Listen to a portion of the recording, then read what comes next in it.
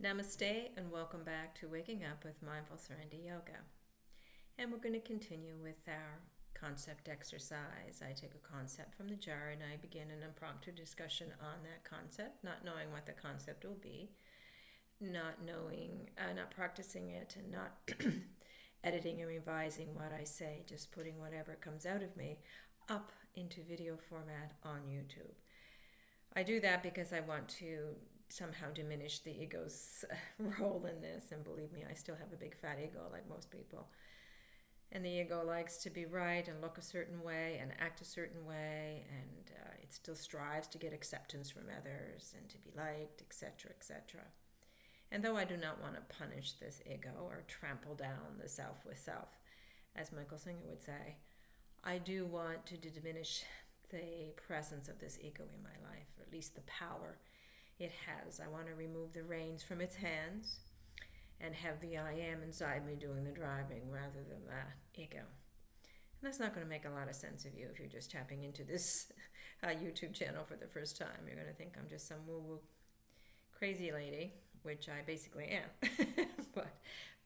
That's not why I'm doing what I'm doing here. So regardless, I want to diminish the ego. I want to answer the question from the highest part of myself and speak on that concept or whatever it is from the highest part of myself, and simulate the learning that I've gained over the years to make sure that it's sticking inside me. So it's selfish motivation as well as wanting to share what might be valuable to others as well.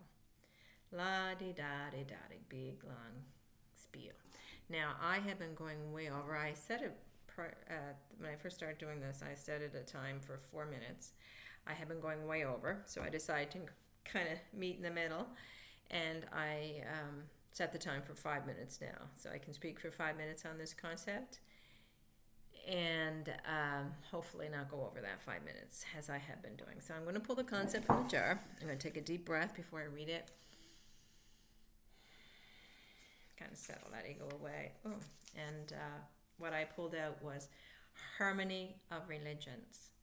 Harmony of religions, and I will set my timer there. The 5 minutes has started. Harmony of religions. Well, I first heard of the harmony of religions when I was reading Vivekananda's complete works, and in 1894 he went around to the United States. He was actually the first pioneer, the yogi pioneer that came to the West to share the knowledge of what he had to share about yoga and Hinduism and this idea of unity and oneness with the American population as well as the European population. So in 1894 he went around and he gave a series of lectures which he entitled Harmony of Religions. He was trying to stress that all religions, though they may be different in their certain concepts and ideations and their dogma and doctrines, are basically all the same because they are just pointers pointing to the oneness of which we are and to which we belong. It's unity consciousness. So he actually came before Yogananda, and Yogananda might have referred to him a few times in his talks, but Vivekananda was the actual first pioneer, a yogi pioneer, to come to the States and come to Europe to share this wonderful knowledge. He was very, very much a proud Indian, proud of his country, proud of him, and the country was still colonized at that time, still under British rule, so it was very hard for him to come and speak, I imagine, in all kinds of ways. He wanted the independence of India because he felt that India was like a far superior nation in many ways, so he did not stress that national pride in that way. But when you're listening to him or reading what he spoke in his lectures, you can see that he did have a great deal of national pride. And he also had great reverence for Hindu philosophy and meaning. He saw Hinduism as a way that a religion that kind of approached all religions without any bias or without any discrimination or without any superiority.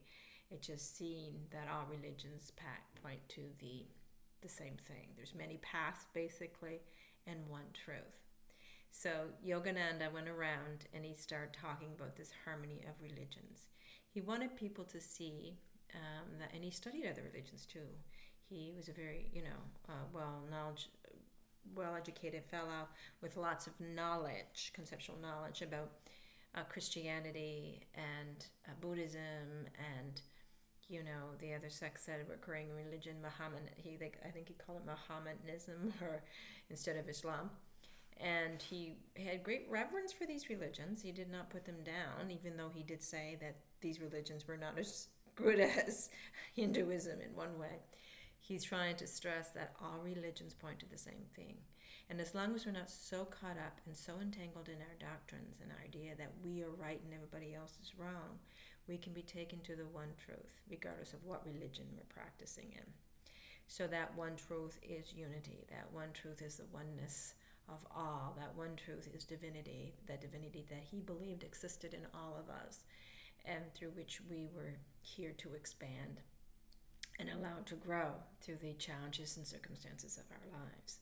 So this oneness, this divinity was omniscient, meaning it knew everything. It was omnipresent. It was everywhere and in everything. And it was omnipotent. It could not be harmed. It was eternal. So this eternal, changeless nature, essence that vibrated through everything was what we were here to expand in these human forms, what we were here to come to know again, come to experience again, to participate in this dance again, in this incarnation, and to grow because of it, closer to the truth. And he was very big on truth, and he believed that all religions pointed to the truth, whether they knew it or not. Sometimes they got lost in their little ideations and their concepts and conceptualization, and forgot that the concepts were pointing to, forgot what the rituals were pointing to, forgot what the beings that they were worshiping were pointing to, and it was all pointing to this one truth, that we are one, and that we have this essence within us. And that essence is love. That essence is our nature, bliss. The Ananda body, which is the fifth kasha in Hinduism, is the body of the soul in Christianity. So it is who we are at the deepest level. And he believed that all religions had that harmonious internal goal of helping the individual reach that. So he went around and preached in 1894, the first yogi to come to America, and to share this wonderful knowledge. And he sold the place out. In most places he went to, he sold it out. People were interested, even way back in 1894, to hear about the harmony of religions and to see that regardless of how they were practicing or what they were practicing, they could be guided to the one truth. Well, as you can tell, my time is up. Thank you again for joining me, and have a wonderful, wonderful day. Namaste.